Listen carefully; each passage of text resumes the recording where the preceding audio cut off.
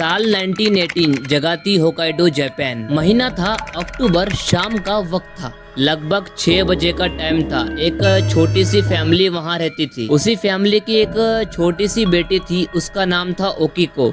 ओकीको सिर्फ 3 साल की थी। ओकीको एक छोटी सी मासूम सी बच्ची थी। ओकीको को खास आदत थी गुड़ियों से खेलने की। एक दिन उसका बड़ा भाई बाजार गया। बाजार का नाम था सपोरो मार्केट। उसी मार्केट में उसके भाई ने एक गुड़िया देखी। उस गुड़िया के बाल काले थे, आंखें बड़ी और चमकदार थी, चेहरा बिल्कुल इंसानी बच्ची की तरह लग रहा था। न जाने क्यों उसको वो गुड़िया पसंद आई। उसने तुरंत वो गुड़िया को खरीद लिया। और यहाँ पर मेरी बात को ध्यान से सुनना, वरना आपको ये स्टोरी समझ नहीं आएगी। लेकिन उससे पहले अगर आपने हमारे चैनल को सब्सक्राइब नहीं किया है तो कर लो यार, ऐसी स्टोरी मैं लाते रहता हूँ। तो हेलो गाइस, मेरा नाम है अलादीन और आप सभी को अलादीन की तरफ से खुशामदीद।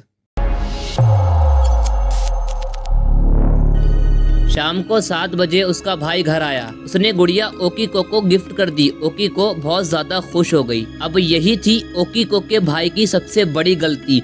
समझ नहीं आ रहा है? ठीक है, समझाऊंगा, आप लोग सब्र करो। ओकीको ने गुड़िया को गले लगा लिया। गुड़िया उसकी बेस्ट फ्रेंड बन चुकी थी। उसको वो हर जगह साथ रखती, खाना खाते वक्त भी, खेलते वक्त भी और सोते वक्त भी। गुड़िया उसके पास रहती, सब कुछ नॉर्मल चल रहा था। लेकिन एक दिन उस घर में सबसे बुरा हुआ। साल था 1919, महीना था जनवरी। ओकीको अचानक से बीमार पड़ गई। उसे तेज बुखार था। डॉक्टर को बुलाया गया, उसकी इलाज की कोशिश करी गई। अब जो मैं आपको बोलने वाला हूँ उस पे आपको यकीन हो या ना हो मुझे नहीं पता, लेकिन जितने भी बंदे बैठे ना, उठ के कोई नहीं जाएगा, ओके। जैसा कि मैंने आपको बताया कि ओकीको की इलाज की कोशिश की गई थी, लेकिन तबीयत और ज्यादा खराब हो गई। और कुछ हफ्ते बाद एक बुरी खबर आई, ओकीको की मौत हो गई।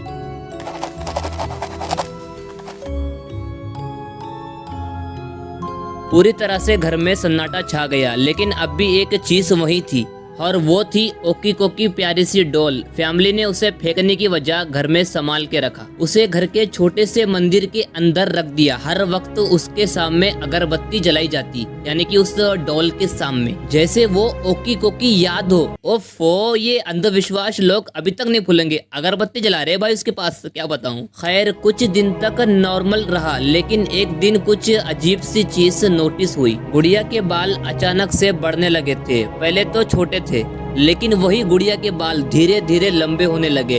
फैमिली को लगा कि शायद उनका वहम होगा, लेकिन बाल सच में बढ़ रहे थे। हर महीने थोड़े से बढ़ जाते। लेकिन फैमिली को थोड़ा सा डर लगने लगा। उन्हें लगा कि ओकीको की आत्मा इसके अंदर आ चुकी है।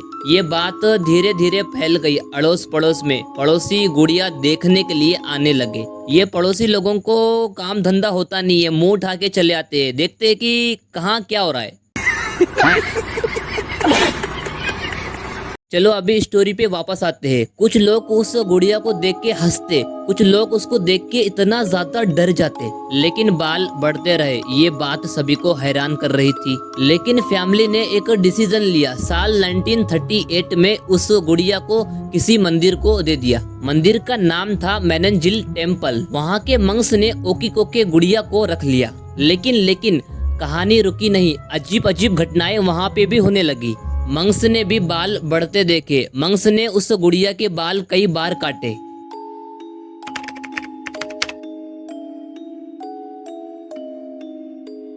लेकिन कई महीने बीत जाने के बाद वो गुड़िया के बाल दोबारा बढ़ गए। ये बात बिल्कुल अजीब थी। लोग इसके बारे में बात करने लगे। कुछ लोग तो इसे चमत्कार मानने लगे, कुछ लोग तो इसे भूतिया डॉल बोलने लगे। लेकिन सच क्या है कोई नहीं जानता था। उसके बाद तो साइंटिस्ट को बुलाया गया। साइंटिस्ट ने बाल का टेस्ट किया तो रिपोर्ट देख के सब लोग शॉक हो गए,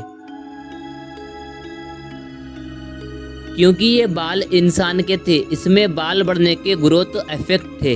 ये बात एक मिस्ट्री है। गुड़िया आज भी मंदिर में रखी है। लोग उसे देखने तो आते हैं, लेकिन ज्यादा देर देख नहीं पाते, क्योंकि उसका चेहरा अजीब लगता है, जैसे कि वो किसी को देख रही है। कुछ लोग तो ये भी बोलते हैं कि उसकी आंखें हिलती है, और ये भी कहा जाता है कि उसके होठ हिलते हैं। रात के वक्त मंदिर बहुत खामोश होता है और उसी कमरे में वो गुड़िया अकेली होती है। कभी कभी अजीब अजीब आवाजें सुनाई देती है, जैसे कि कोई चल रहा हो। वहाँ के मंक्स ने ये कहा कि कभी कभी गुड़िया की पोजीशन चेंज हो जाती है, जबकि उसे तो किसी ने छुआ नहीं। तो ये बात तो डर पैदा करती है भैया। लेकिन मिस्ट्री अभी भी वही है, क्या ओकीको की आत्मा उसी के अंदर है या फिर ये कोई अजीब नेचुरल चीज है? आज तक कोई नहीं जानता, लेकिन कहानी खत्म नहीं होती। एक बार क्या होता है ना, वहाँ पर एक आदमी आता है, लेकिन उसको ये सब बातों पे यकीन नहीं होता। उसने गुड़िया का मजाक उड़ाया और कहा कि ये झूठ है। लेकिन उस रात उस आदमी को एक सपना आया। उसने सपने में ये देखा कि उसने सपने में वही गुड़िया देखी, उसके पीछे वही छोटी सी बच्ची खड़ी थी। बच्ची धीरे धीरे उसके पास आई